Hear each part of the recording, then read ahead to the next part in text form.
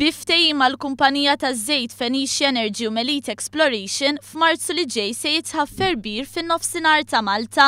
Ħabbar dan il-Ministru għat-Trasport u l-Infrastruttura Joe Mizzi waqt laqa mis-sensiela viċin tiegħek Gvern li jisma'. Bir taż-żejt li suppost ħaffer sa Lulju tal-2011 iżda żmien dejjem ġie mtawwal. Il-Ministru Joe Mizzi stqarr li l-Gvern mal-ewwel kellu l-prijorità li jintlaħaq ftehim dwar data biex jitħaffer dan il-bir esploratorju.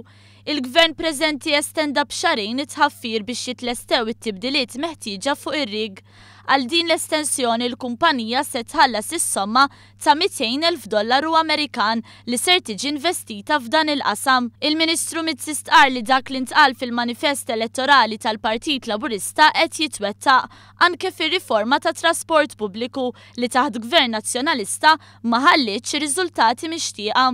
Il-Ministru Joe Mizzi fisser kif il-Gvern sab sitwazzjoni ta' kumpanija bi problemi finanzjarji kbar u li kienet qiegħda taħsibha biex titlaq mill-pajjiż.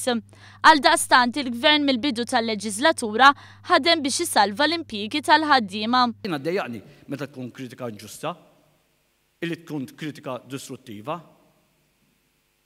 Kritika distruttiva. Ira lix meta qed nispjegaw inti tkunu daqshekk trasparenti. Qed ngħidu kollox, qed ipoġġu dokumenti kollha. U minflok insibu illi fl-interess tal-pajjiż min jipprova jgħin jew tina parir, kull ma jagħmel ikun negattiv u distruttiv. Il-Ministru Mizzi fisser kif jannar ta' din is-sena l-ilmenti dwar vjaġġi li jaslu tard niżlu għal 39% meta mqabbla mal-2013 meta kien hemm ilmenti li jammontaw għal 42%. Intant il-Ministru Mizzi stqarr li l-verità dwar il-kumpanija Meggil li rtirat l-interess tagħha biex tagħti s-servizz bħala l-operatur il-ġdid ta' trasport pubbliku hija li din ma laħqitx il-kriterji meħtieġa. Huwa qal li l-Gvern obbligat li jwieġeb għal kjarifiki sal-24 ta' Marzu li ġej. Il-Ministru tkellem ukoll dwar l-iskema ta' refużjoni fuq it-taxxa ta' reġistrazzjoni tal-karozzi. Huwa ħabbar li minn din l-iskema se jkunu qed jibbenefikaw ukoll il-werrieta ta' dawk il-persuni li laħqu mietu. Jekk issa xi ħadd tal-familja miet u hemm da l-werid tiegħu. Dan allura naħseb tkun ġusta l wieħed li da jista' jħodhom għax fil-policy mhux hekk li l-werid jieħodhom. U naċċertak tajna kasa u issa nistgħu noħorġu avviż legali li hemm bżonn noħorġu biex din tkun parti wkoll li wieħed il-werrieta jieħduhom ukoll. Dawk li ser jibbenefikaw ser jingħataw għotja ta' darba għal vetturi reġistrati u liċenzjati għall-użu personali bejn l-ewwel ta' Mejju 2004 u l-31 ta' Diċembru 2008.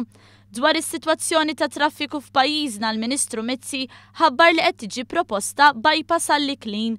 Lan ta' dan il-proġett huwa li jonqos il-volum ta' traffiku li jgħaddi minn 5 toroq u jikkonċentra fuq ir-roundabout bejn l-Iklin u Ħallija. Intant il-Ministru Mizzi ħabbar li triq Diċembru 13 ser tkun lesta sal-aħħar ta' Marzu filwaqt li l-proġett tal-Baċir numru 1 se jkun lest sal-aħħar tas-sajf li ġej.